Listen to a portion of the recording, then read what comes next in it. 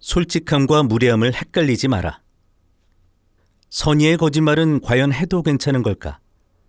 어쨌든 거짓말은 남을 속이는 일이니까 절대 안 된다고 생각하는 사람이 있는가 하면 사실과 다르더라도 그 거짓말이 상대방에게 배려와 존중이 된다면 괜찮다고 생각하는 사람이 있다.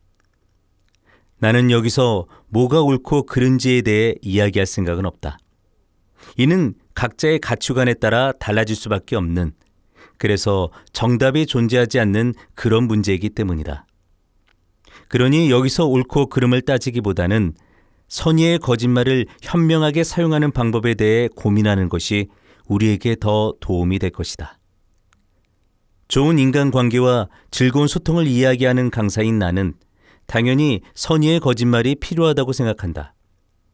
하지만 그렇다고 해서 모든 상황에서 제한 없이 거짓말이 허용된다고는 생각하지 않는다. 그 거짓말로 인해서 중대한 피해가 발생해서는 안 된다는 것이다. 거짓말을 해서 커다란 피해가 발생하면 그 순간 선의라는 좋은 의도는 사라져버린다. 그래서 보통 선의의 거짓말은 중대하지 않은 가벼운 사안들, 장기적으로 이어지지 않는 일을 다룰 때 쓰는 것이 좋다. 이런 사안들은 만에 하나 거짓말이었다는 사실이 밝혀지더라도 심각한 피해로 이어지지 않을 가능성이 더 높기 때문에 안전하다. 이 전제를 바탕에 둔다면 선의의 거짓말로 얻을 수 있는 장점이 아주 많다. 당연히 상대방에게 즐거움과 기쁨을 전달할 수 있다는 것이 가장 큰 장점이다. 아이들에게 산타클로스가 있다고 하는 거짓말이 대표적이다. 우리가 어린 시절에만 느낄 수 있는 감정을 동심이라고 한다. 아이가 아주 짧은 시기에만 경험할 수 있는 이 순수한 마음이 주는 행복을 마음껏 누리게 하기 위해 많은 어른이 존재하지 않는 산타클로스를 흉내를 내며 아이들에게 거짓말을 한다. 때로는 아빠가 산타클로스 복장을 하고 아이 앞에 나타나기도 하고 미리 준비해 놓은 선물을 잠든 아이의 머리맡에 몰래 둔 채 시치미를 떼기도 한다. 산타클로스인 척하는 부모의 선물을 받고 기뻐하는 아이의 모습을 보며 이 거짓말이 언제까지 효과를 발휘할 수 있을지 가늠해 보기도 한다. 자신의 아이가 최대한 오래오래 이 거짓말을 믿어주길 바라면서 말이다. 이는 누군가를 기쁘게 만드는 선의의 거짓말이다. 연인 사이에서도 선의의 거짓말이 필요한 순간들이 많다. 여자친구가 큰맘 먹고 좋은 미용실에 다녀왔다며 새로 바꾼 머리가 어떤지 묻는데 거기다 대고 괜찮긴 한데 자기랑 별로 안 어울린다. 자기는 파마 머리보다 생머리가 더 어울려. 파마하면 좀 나이 들어 보여. 라고 솔직하게 말한다면 어떨까? 나중에 가서 아무리 예쁘다고 말해준들 이미 기분은 상한디다. 여자친구가 큰맘 먹고 새롭게 시도한 헤어스타일이 어떤지 물어볼 때, 남자친구가 새로 산 옷이 어떤지 물어볼 때, 설령 내 생각에는 어울리지 않는 것 같아도 너무 잘 어울린다며 칭찬을 해주는 것. 식사 자리에 초대받아 대접받은 음식이 입맛에 맞지 않더라도 너무 맛있다며 엄지를 치켜 세워주는 것. 생일 선물을 풀어보니 썩 마음에 들지는 않더라도 너무 갖고 싶었던 물건이라며 기쁘게 받아주는 것. 모두 거짓말이지만 그 거짓말 덕분에 상대는 행복해할 것이다. 선의의 거짓말은 상대의 감정이나 정서를 보호하는 효과도 있다. 이 효과는 특히 상대가 부정적인 감정을 느끼는 순간에 빛을 발한다. 안타깝게도 불치병에 걸린 사람을 향해 대부분의 사람들은 희망을 담은 응원과 격려를 보낸다. 반드시 완치되실 거예요. 잘 될 거예요. 기적이 일어날 겁니다. 곧 치료법이 나올 거니까 걱정 마세요. 하지만 어떤 사람은 정반대로 다시 건강해질 수 없어 힘드시겠지만 얼마 남지 않은 시간을 잘 보내시기를 바랍니다. 라고 말하며 희망 대신 사실을 전한다. 심지어는 일어날 수 없는 일을 말하는 사람들에게 그러면 안 된다고 지적하기도 한다. 헛된 희망을 이야기하는 것은 환자를 속이는 것일 뿐이고 그것이 오히려 환자를 힘들게 하는 일이라고 말이다. 과연 어떤 말이 그 순간 환자에게 도움이 될까? 때로는 좋아질 거라는 말이 거짓인 줄 알면서도 위로와 응원을 받을 때도 있고 나을 수 없다는 진실을 깨달았을 때 더 좌절하게 되는 경우도 있다. 여기 유소년 축구 선수로 활동하고 있는 아들의 경기를 지켜보는 부모가 있다. 잘했으면 하는 마음과는 달리 아들은 계속해서 실수를 한다. 최선을 다하고 있지만 컨디션이 좋지 않은지 평소와는 다르게 오늘 경기력은 분명 좋지 않다. 전반전이 끝나고 쉬는 시간이 되자 부모는 아이 근처로 향한다. 이때 부모는 웃는 얼굴로 아들 잘하고 있어. 괜찮아. 파이팅! 이라고 말할 수도 있고 심각한 얼굴로 너 오늘 왜 그래? 왜 그렇게 못하는 거야? 좀 잘해봐. 라고 말할 수도 있지만 앞의 말은 거짓이고 뒤의 말은 진실이다. 최선을 다하고 있지만 마음처럼 되지 않아 속상해하고 있는 아이는 어떤 말을 들었을 때 마음이 편해지고 용기를 얻게 될까? 단정할 수는 없지만 아마도 웃는 얼굴로 건넨 거짓말일 것이다. 거짓말이 아이가 좌절하지 않도록 감정을 보호해주는 역할을 하기 때문이다. 선의의 거짓말은 사회적 예의를 지키는 좋은 방법으로도 쓰인다. 사람과 사람 사이에는 요식행위라는 것이 존재한다. 요식행위는 실제 의미는 없지만 절차나 예의를 갖추기 위해 형식적으로 하는 행위를 뜻한다. 예를 들어 회사에서는 업무 이메일을 작성할 때 본문을 마무리하면서 감사합니다라는 문구를 반드시 기재하도록 권하고 있다. 언젠가 아직 사회 경험이 없는 예비 인턴 학생들에게 비즈니스 매너 강의를 한 적이 있다. 강의가 끝나고 한 학생이 내게 다가와 이렇게 물었다.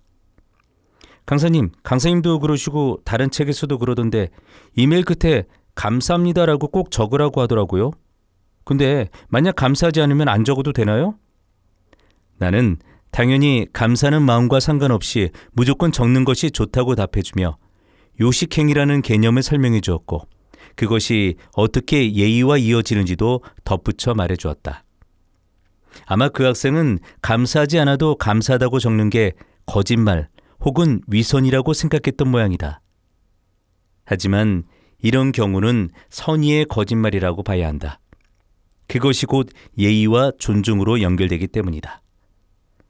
식당에서 반찬을 더 요청할 때 사장님 죄송한데 반찬 좀 더 주시겠어요?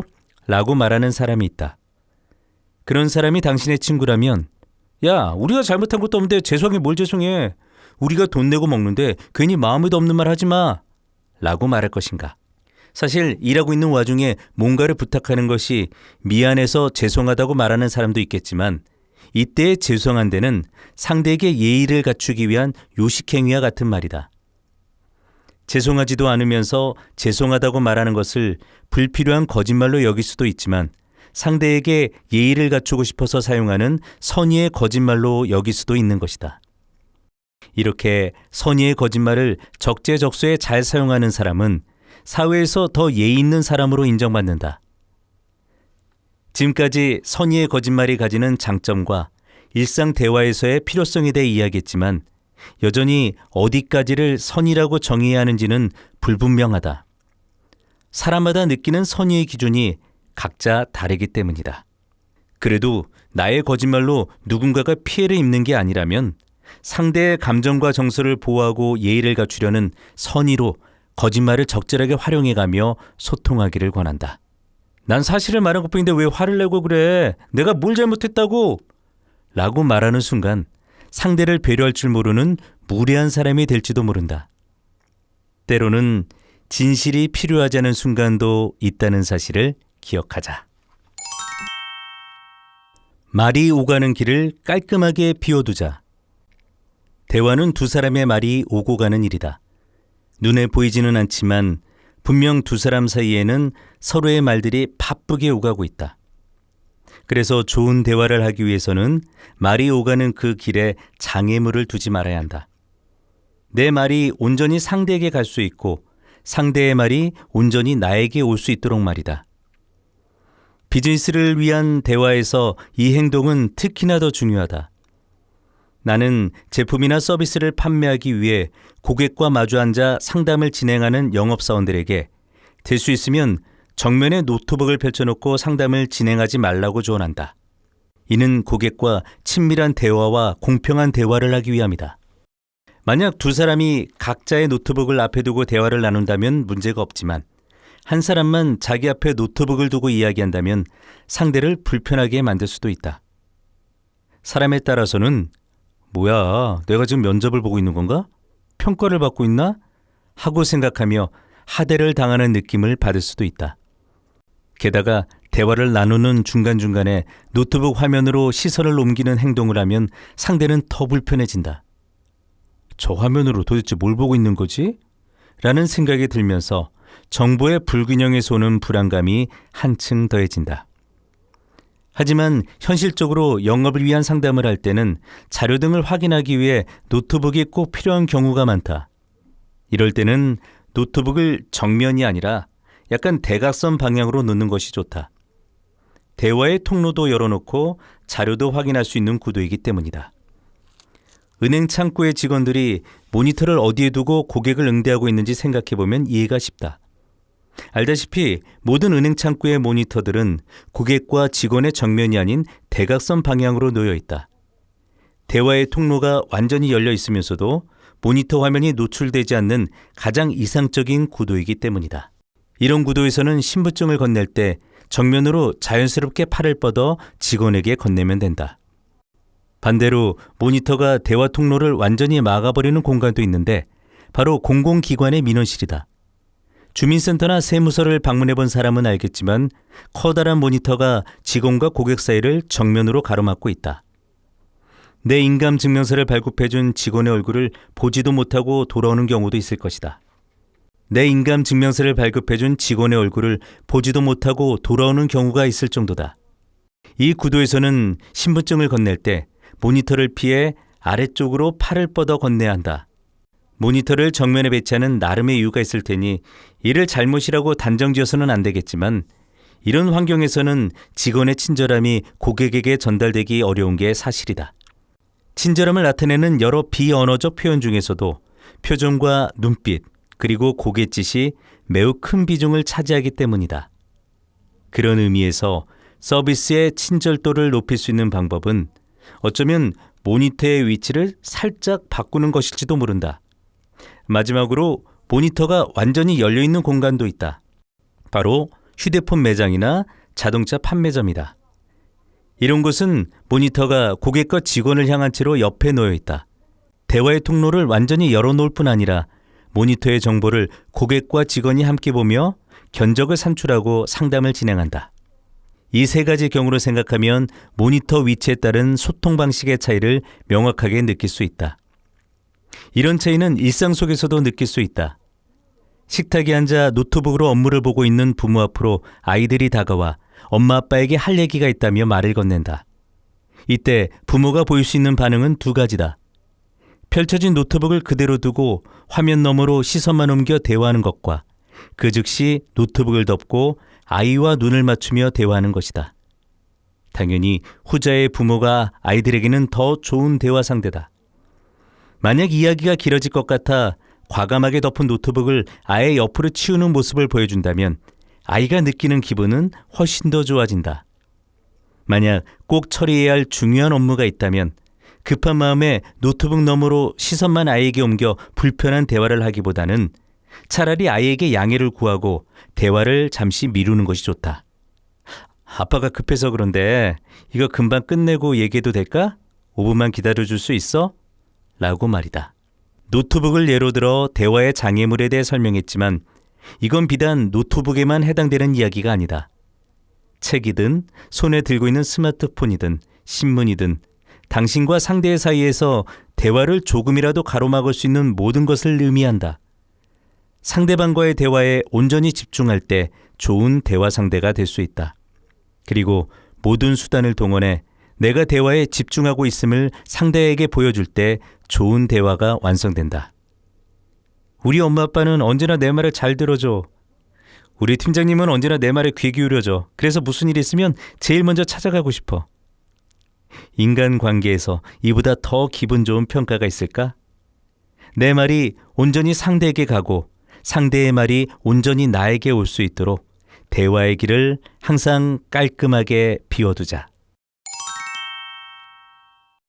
경청의 메시지를 보내는 눈맞춤. 대화를 할 때 서로 눈을 바라봐야 한다는 것쯤은 누구나 알고 있다. 하지만 누구나 안다고 해서 모두가 그렇게 하지는 않는다.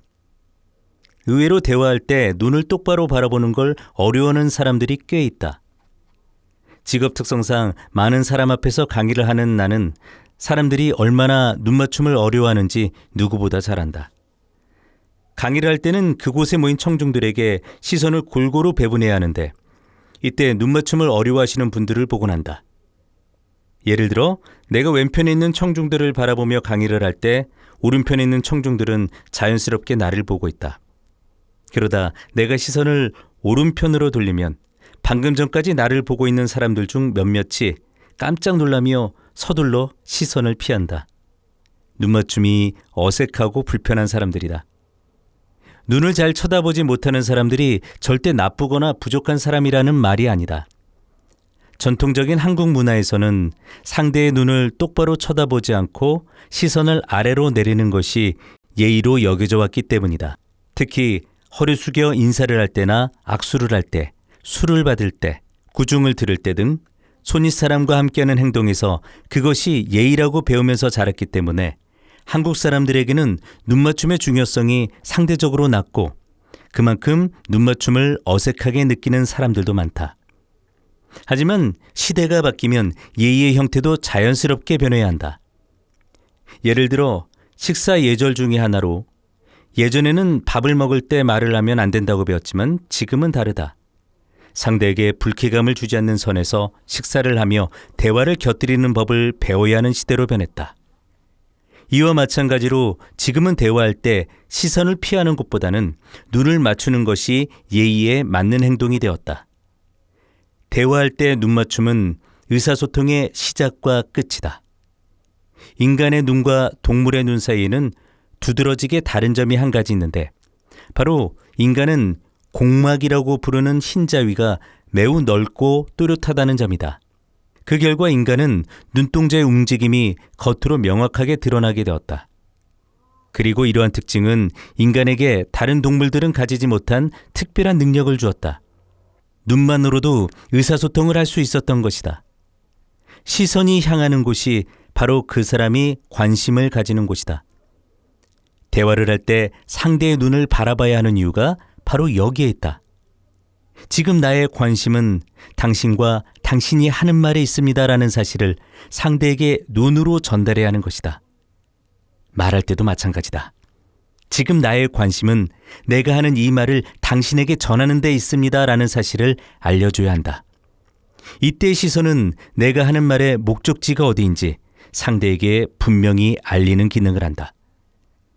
그래서 오늘날 사회에서는 대화를 할 때 눈을 마주치지 않으면 이를 대체로 부정적인 의미로 받아들인다. 자신감이 없다. 거짓말을 하고 있다. 문제가 있다. 준비가 부족하다. 마음에 들지 않는다. 동의하지 않는다 등등의 의미로 말이다. 그러므로 이러한 오해를 사지 않기 위해서라도 대화할 때 상대의 눈을 바라보는 것을 원칙으로 삼아야 한다. 그렇다면 이때 상대의 눈을 얼마나 자주, 얼마나 오래 바라봐야 할까? 대화는 듣기와 말하기라는 두 가지 행동으로 구성된다. 의사소통과 관련된 많은 자료들에서는 일반적으로 들을 때는 7, 80%, 말할 때는 5, 60%의 비중으로 상대의 눈을 바라보라고 조언한다. 이 비중의 차이가 의미하는 바는 무엇일까? 들을 때는 눈을 맞추는 시간을 많이 갖고 말할 때는 상대적으로 여유를 가지고 눈을 맞춰도 된다는 뜻이다. 하지만 개인적으로는 그 비중을 더 높이길 추천한다. 특히 상대의 말을 들을 때는 100% 눈을 맞추는 것이 좋다. 7, 80%의 비중으로 눈을 맞추며 듣는다는 말은 20, 30%의 비중으로 다른 곳을 쳐다본다는 뜻이고 이는 상대가 집중을 안 하고 있나? 내 얘기가 지루한가? 주변에 무슨 일이 있나? 대화하기 싫은가? 같은 생각을 할 수 있는 위험이 존재한다는 뜻이 되기 때문이다. 누군가는 너무 눈을 빤히 쳐다보면 상대가 부담스러워하지 않을까? 싸우자고 생각하는 거 아닐까라고 걱정하기도 하는데 그럴 필요 없다. 이런 역효과는 사실 눈을 맞추는 비중이 아니라 상대를 바라보는 눈빛에 따라 나타난다. 눈을 푸릅뜨고 강하게 째려보는 눈빛이 아닌 평온하고 부드러운 눈빛이라면 상대가 이를 부정적으로 받아들일 일은 없으니 걱정하지 않아도 된다. 반대로 말할 때에는 시선이 조금 자유로워도 괜찮다. 실제로 뭔가를 떠올리거나 고민을 할 때 잠시 말을 멈출 때는 시선을 상대에게서 떼는 것이 더 자연스럽기도 하다. 다만 그렇다고 하더라도 너무 자주 상대에게서 시선을 떼는 것은 피해야 한다. 이토록 눈맞춤을 신경 써야 하는 이유는 인간관계에서 눈맞춤이 가지는 의미 때문이다. 평상시에는 서로의 눈을 잘 바라보며 대화를 하는 부부도 부부싸움을 할 때는 눈을 마주치지 않는다. 동물들이 싸우는 모습에서도 시선의 중요성을 알 수 있다. 팽팽한 긴장감 속에 한껏 몸을 부풀려 서로를 노려보다가 결국 어느 한쪽이 시선을 떨구는 것으로 싸움의 승패가 결정된다. 부부싸움도 이와 비슷하다. 처음엔 서로의 주장을 펼치며 동등하게 시작되지만 시간이 지나면서 자연스럽게 승패가 결정된다. 공격을 하는 사람은 여전히 상대를 똑바로 주시하며 말을 이어가지만 기세가 꺾인 사람은 시선을 마주치지 않고 체념한 듯 듣는다. 자신이 이길 수 없다는 사실을 인정했거나 더 이상 싸우고 싶지 않아 대화를 포기해버렸음을 시선으로 표현하는 것이다. 이처럼 시선은 무척 큰 의미를 담고 있다. 그러니 아이가 부모에게 다가와 이야기를 시작한다면 곧바로 아이의 눈을 바라봐줘야 한다. 아무것도 모를 것 같지만 아이들도 자신의 말을 듣는 부모의 시선이 어떤 의미인지 다 느낀다. 그러므로 부모는 아이에게 시선을 맞추고 아이의 말을 잘 들어주는 사람이 되어야 한다. 그래야 아이가 엄마 아빠에게 어떤 말이든 할 수 있게 된다. 시선의 높이를 맞춰주면 더욱 좋다. 높은 위치에 있던 엄마 아빠가 자신의 말을 듣기 위해 무릎을 굽혀 시선을 맞춰준다면 아이는 더욱 큰 친밀감을 느끼게 될 것이다. 실제로 허리를 숙이거나 무릎을 굽혀 아이와 대화하는 어른들을 길에서 종종 보는데 이는 좋은 대화 습관일 뿐만 아니라 아이에 대한 애정까지도 확인할 수 있는 멋진 모습이다. 부부나 연인 사이에서도 서로의 눈을 보며 대화해야 한다. 눈을 마주치는 행동은 존중이고 눈을 마주치지 않는 행동은 무시가 될 수 있다. 부부와 연인은 세상에서 가장 가까운 존재이자 가장 많은 대화를 나누는 존재이다. 그렇게 의사소통의 질이 곧 관계의 질을 결정한다. 서로의 눈을 바라보며 나누는 대화가 많을수록 두 사람의 관계는 더 돈독해질 수밖에 없다. 설거지를 하는 중에 상대가 뒤에서 말을 걸어올 때도 고개를 돌려 대답을 하는 사람들이 있는데 이렇게 눈맞춤을 잘하는 사람은 어떤 상황에서든 가능한 상대를 바라보려 노력한다. 많은 사람 앞에서 원고를 읽어야 하는 상황에서도 시종일관 원고의 시선을 고정하고 읽는 사람이 있는가 하면 원고와 청중을 번갈아 바라보며 읽는 사람이 있다. 듣는 사람의 말을 받아 적을 때도 메모지에 시선을 고정한 채 열심히 적어 내려가는 사람이 있는가 하면 메모하는 중간중간 고개를 들어 말하는 사람을 쳐다보는 사람도 있다. 당연히 후자의 사람들이 더 큰 존중을 표하며 더 세련된 행동을 하고 있다고 말할 수 있다.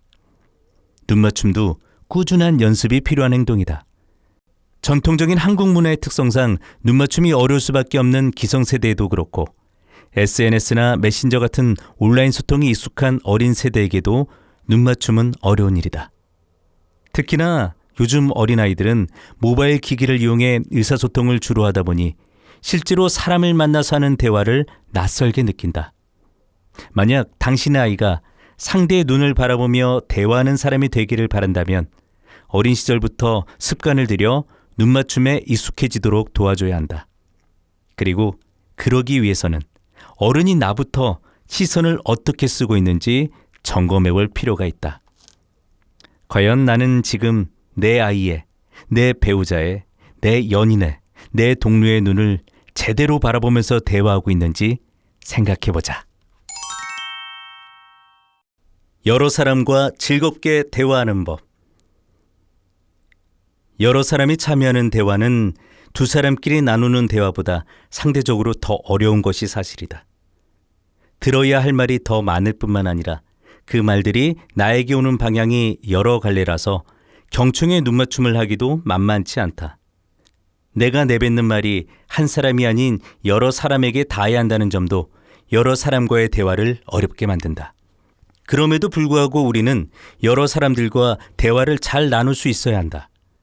우리가 살면서 쌓는 인간관계 중에서 모임에서의 인간관계가 차지하는 비중이 매우 크기 때문이다. 가족과의 시간도 결국 모임이고 회사 동료들, 친구들이나 동호회 회원들과의 시간도 모임이다. 이런 모임에서 여러 사람과의 대화를 어떻게 하느냐에 따라 그 모임에서 환영을 받을지 받지 못할지가 결정된다. 이런 자리에서는 한 사람이 아닌 그 자리에 있는 모든 사람과 골고루 대화할 수 있어야 한다. 하지만 자신만의 목적에 매달리느라 이 점을 놓치는 사람도 많다. 예를 들면 이런 식이다. 한 와인 동호회가 주최하는 정기 시음회가 열렸다. 한 달에 한 번 주말 저녁에 다 같이 모여 준비된 와인을 마시면서 와인 공부도 하고 친목도 다지는 그런 자리였다. 원탁 테이블이 여러 개 준비되어 있고 테이블마다 10명 남짓의 사람들이 모여 즐거운 시간을 보냈다. 그 모임에 한 남성이 처음 출석했다. 그는 자신의 맞은편에 앉은 여성 회원이 이성으로서 무척 마음에 들었다. 그는 그녀를 향한 호감을 숨길 마음이 없어 보였다. 오히려 모임을 갖는 2시간 내내 적극적으로 그 여성 회원에게만 말을 걸 뿐 다른 회원들과는 일절 대화를 하려 하지 않았다. 어떻게든 그녀와 친해지겠다는 일념뿐이다. 어찌나 티가 났는지 그 테이블에 있는 모든 사람에게 남자가 구해야 하는 것이 뻔히 보일 정도였다. 남자는 오늘은 처음이니까 이 정도로만 하고 다음 모임 때 만나면 더 친해져야겠다고 다짐했지만 그 이후로 그는 모임에 초대받지 못했다. 또 이런 경우도 있다. 작은 사업체를 운영 중인 한 대표가 사업가들이 모이는 비즈니스 모임에 참석했다. 자신과 비슷한 규모의 사업을 하는 사람들이 참여하는 모임이어서 인맥도 쌓고 영업도 하려고 시작한 활동이었다. 그렇게 아침 일찍 모여 간단한 강의를 듣고 아침 식사를 함께하며 친목을 쌓는 형태로 진행되는 정기 모임에 몇 차례 참석했다. 그리고 그는 그때마다 영업 대상이 될 사람을 물색했다. 자신이 만드는 제품을 사줄 수 있는 사람을 말이다. 그의 목표는 모임을 한번 나갈 때마다 고객을 한 명씩 만드는 것이었다. 그래서 모임이 시작되면 사람들을 훑어보며 재빨리 목표를 정하고 그 사람과 친분을 쌓기 위해 최선을 다했다. 목표를 삼은 사람이 자신의 옆에 앉으면 좋겠지만 그런 행운은 잘 찾아오지 않는다. 친해지고 싶은 사람이 늘 자신과 멀리 떨어져 앉아 있어 대화가 힘들었지만 그래도 그는 최선을 다해 말을 걸었다. 모임이 끝나기 전에 유의미한 친분을 만들어야 해서 마음이 바쁜데 양옆에 앉은 사람들이 수시로 말을 걸어와 짜증이 나기도 했다. 그는 짧은 대답으로 대화가 길게 이어지는 것을 막고 그 사람들을 건너뛰어 목표 대상과의 대화에 집중했다. 그런데 몇 차례 모임에 참석한 이후 그는 사람들이 자신에 대해 안 좋은 이야기를 하고 있다는 사실을 우연히 알게 되었다. 창피함을 견디지 못한 그는 결국 모임을 탈퇴해버렸다. 이처럼 여러 사람과 함께 있는 자리에서 자신과 이해관계에 있는 한 사람과만 대화를 나누는 것은 이기적인 행동으로 비춰진다. 모임이라는 것 자체가 여러 사람이 같은 목적으로 모인 자리인데 그런 자리에서 자신의 개인적인 목적을 더 우선시하는 행동이기 때문이다. 이 때문에 함께 친분을 쌓는 자리에서 연애를 위한 구애에만 집중하거나 자신의 이익을 위한 영업에만 집중한다면 오히려 사람들로부터 멀어지게 된다. 물론 연애를 하거나 사업을 위한 인맥을 만드는 것도 모임에 참가하는 하나의 이유가 될 수 있지만 이런 개인적인 목적만 중요하게 생각해서는 안 된다.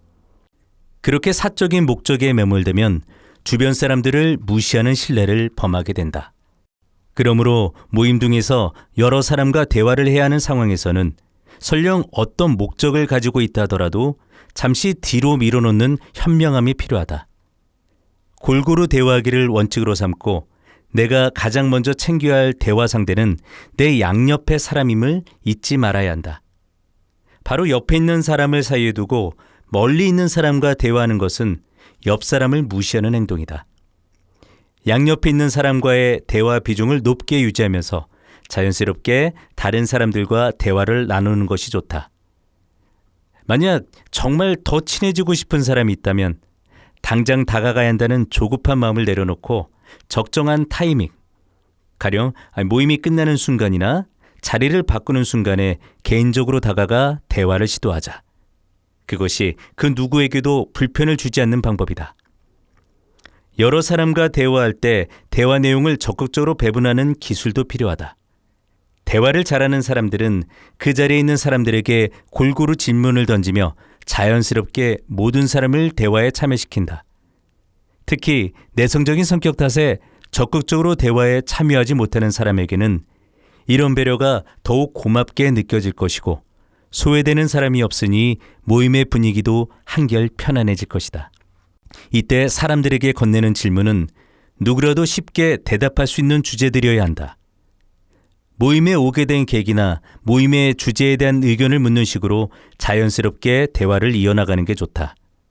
반면에 여러 사람과 함께하는 대화에서 절대 하지 말아야 할 행동은 귓속말이다. 모두가 보고 있는 상황에서 두 사람이 귓속말로 이야기를 나누면 그건 다른 사람들을 대화에서 따돌리는 셈이 된다.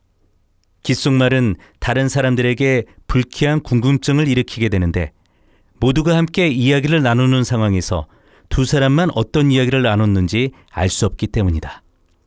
누군가와 개인적으로 나누어야 할 이야기가 있다면 적절한 상황에 자리를 옮겨 떳떳하게 말하는 것이 좋다. 여러 사람이 모이는 자리에서 환영받는 사람이 될지 배척당하는 사람이 될지를 결정하는 것은 외모와 옷차림, 경제력 등이 아니다. 얼마나 그 자리의 성격을 이해하는지 그리고 얼마나 사람들을 배려하며 대화하는지에 따라 나의 호감도가 올라간다. 그리고 얼마나 사람들을 배려하며 대화하는지에 따라 나의 호감도가 갈린다. 때로는 대화에도 여유가 필요한 순간이 있다. 인간관계는 욕심을 부린다고 되는 일이 아니라는 것을 기억하자.